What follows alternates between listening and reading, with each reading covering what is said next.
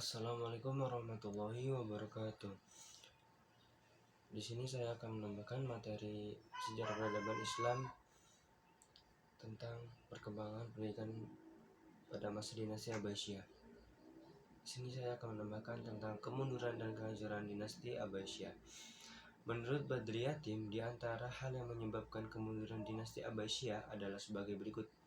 Yang pertama, persaingan antar bangsa adalah Khilafah Abbasiyah didirikan oleh Bani Abbas yang bersekutu dengan orang-orang Persia.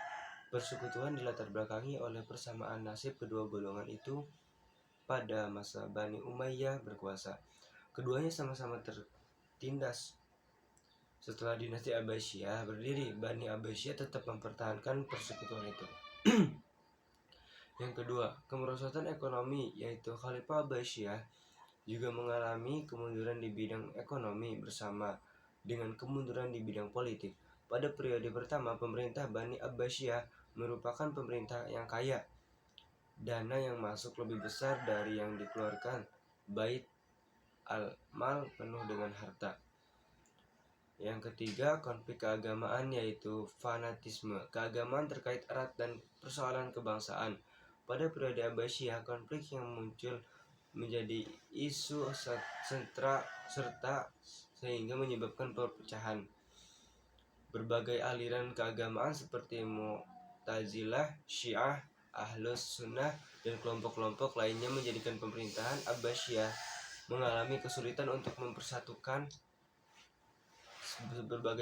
berbagai paham keagamaan yang ada.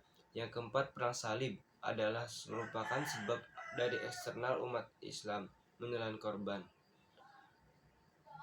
Konsentrasi dan perhatian pemerintah Abbasiyah terpecah belah untuk menghadapi tentara salib sehingga memunculkan kelemahan. Yang terakhir adalah kesimpulan. Kemajuan dinasti Abbasiyah begitu pesat dan sangat beragam.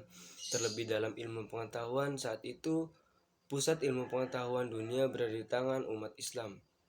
Puncak keemasan dinasti Abbasiyah terletak pada periode pertama, yaitu pada masa Khalifah Harun ar-Rasyid, dan juga terletak pada masa Khalifah al-Ma'mun atau putra Harun ar-Rasyid, sehingga saat ini masih dapat dijumpai warisan ilmu pengetahuan setelah puing-puing keruntuhan Bani Abbasiyah tersebut. Dinasti Abbasiyah berhasil memegang kekuasaan kekhalifahan selama 3 abad, mengkonsolidasikan kembali kepemimpinan gaya Islam dan menyuburkan ilmu pengetahuan dan pengembangan budaya timur. Tetapi pada